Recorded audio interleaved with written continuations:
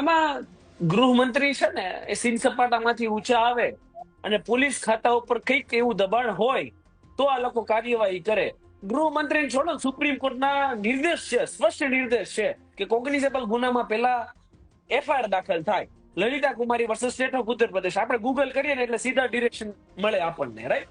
તો પોલીસને પણ ખબર છે, પણ સુપ્રીમ કોર્ટ ને હાઈકોર્ટના લોકો તો કાળા અક્ષર ભેસ બરાબર સમજે, કોઈ ગાંઠતા નથી. એટલે સુપ્રીમ કોર્ટના નિર્દેશો છોડી દો, ગૃહમંત્રી છે એ સીન સપાટા કરવામાં વ્યસ્ત છે કે ભાઈ વરઘોડા કાઢશું, ફલાણું કરશું, ટાટિયા તોડ નાખશું, ઢીચણું કરશું. એટલે પેલા ગુના તો દાખલ કરો. જે વ્યક્તિ પોલીસ સ્ટેશન જાય છે એને સાંભળો તો ખરી, એની કાયદેસરની ફરિયાદ તો નોંધો, પછી તપાસનો વિષય આવશે, પછી આરોપી પકડજો, પછી વરઘોડા કાઢજો. તો ટૂંકમાં જે વસ્તુ કરવાની છે ને એ વસ્તુ નથી થતી, માત્ર ને માત્ર સીન સપાટા થાય છે.